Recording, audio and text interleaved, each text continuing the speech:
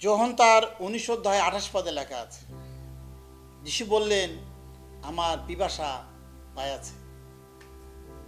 অবাক করা একটা কথা, যিশু বলছেন আমার পিপাসা পেয়েছে। যিনি জল তৈরি করেছেন, বৃষ্টি যিনি দেন, শিশির যিনি দেন, আর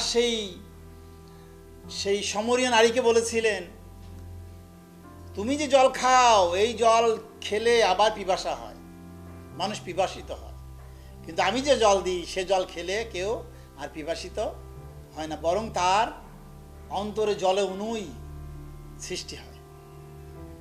তো যিনি এমন জল দিতে পারেন, আজকে তিনি বলছে আমার পিপাসা পেয়েছে। আপনি দেখেন, একজন যদি ঘরে থাকে, আরেকজন রোদে থাকে, একজন যদি চুপচাপ বসে থাকে, আর একজন যদি পরিশ্রম করে, তাহলে কে পিপাসিত হয়? যে খাটুনি খাটে তার। যিশু আজকে কি খাটুনি খাটছে, কি পরিশ্রম করছে যে তার পিপাসা লেগেছে? আমাদের পাপের বোঝা তিনি যেন কাঁধে নিয়ে ক্রুশ বহন করছে। আমাদের পাপের বোঝা কাঁধে নিয়ে যখন ক্রুশে ঝুলছে, তার শরীর দিয়ে রক্ত ঝরছে, জল ঝরছে, তার শরীর থেকে রক্ত জল শূন্য হয়ে গেছে, আর তাই তিনি বলছেন আমার পিপাসা পেয়েছে। এবং পিপাসা পেয়েও একটু জল চেয়েও তা পেলেন না। একটা গানে আছে, আমি আর সইতে পারি না। প্রভুর পিপাসা পেয়েছে ভারী, হয়েছে বাড়ি, একটু জল চেয়েও তা পেলেন না। গীত সংহিতা 69 অধ্যায় তার 21 পদে লেখা আছে, আবার লোকে আমার খাদ্যের জন্য বিষ দিল, আমার পিপাসাকালে অমূল্য রস পান করাইল। টক রস দিল যিশু, যেন তাড়াতাড়ি মরে। যিশু জল চেলেন, তাও তিনি পেলেন না। তিনি পিপাসিত, তিনি আজকে পিপাসিত, তৃষ্ণার্ত, তিনি জল চাচ্ছে। একজন যদি জল চায়, তাকে যেটা রুটি দিই, তাহলে হবে? হবে না। জল দিতে, বা যিশু জলের পরিবর্তে অম্ল রস, টক রস তাকে দিয়েছিল, যেন শিগগির তাড়াতাড়ি তার মৃত্যু ঘটে। আজকে যিশু পিপাসিত কিসের? বলছে, হে পরিশ্রান্ত লোক সকল, তোমরা আমার কাছে এসো, আমি তোমাদেরকে কি দিব? বিশ্রাম দিব। যিশু 55 লেখা আছে, অহতৃষিত লোক সকল, তোমরা জলের নিকট আইসো। যার টাকা নেই, পয়সা নেই, সোনা নেই, রূপা নেই, সেও আইসুক, বিনামূল্যে দুগ্ধ ক্রয় করুক। পিপাসিত লোকরা জলের কাছে আসো। আর তিনি বলছেন আমার পিপাসা পেয়েছে। ইসরায়েল জাতি যখন প্রান্তরে জলের জন্য ব্যাকুল ছিল, তখনও তিনি তাদের সেই পাহাড় থেকে জল তিনি খাইয়েছেন, শুকনো জায়গার থেকে জল খাইয়েছে।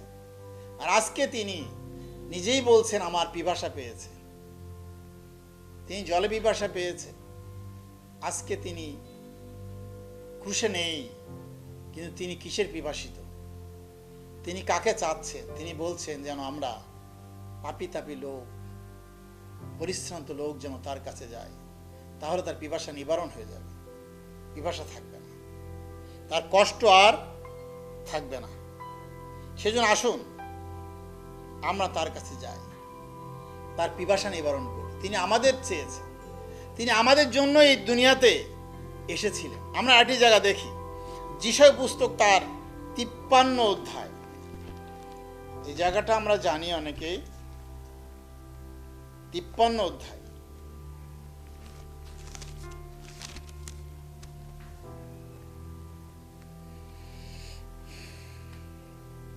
চার পদে দেখি আমরা, সত্য আমাদের যাতনা সকল তিনি তুলিয়া লইয়াছেন, আমাদের ব্যথা সকল তিনি বহন করিয়াছেন, তবু আমরা মনে করিলাম তিনি আহত, ঈশ্বর কর্তৃক প্রহারিত, দুঃখার্ত।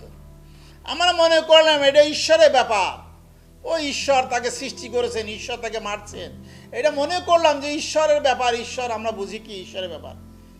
কিন্তু না, এরকম চিন্তা করলে হবে না। এটা আমাদের ব্যাপার, আমাদের জন্য তিনি মরছেন, আমাদের ব্যথা সকল তিনি তুলে নিয়েছেন, বহন করেছেন। আমাদের ঈশ্বরের জন্য তিনি মরেছেন তা নয়, আমাদের বুঝতে হবে যে আমাদের জন্য তিনি মরেছেন, আমাদের কষ্ট তিনি তুলে নিয়েছেন, আমাদের ব্যথা সকল তিনি তুলে নিয়েছেন। কিন্তু তিনি আমাদের অপরাধের নিমিত্ত বিদ্ধ, আমাদের অপরাধের নিমিত্ত চূর্ণ হইলেন। প্রথমে রয়েছে অধর্মের নিমিত্ত বিদ্ধ ও অপরাধের নিমিত্ত চূর্ণ হইলেন। আমাদের শান্তিজনক শাস্তি তাহার উপরে বর্তিল এবং তার ক্ষত সকল দ্বারা আমাদের আরোগ্য হইল।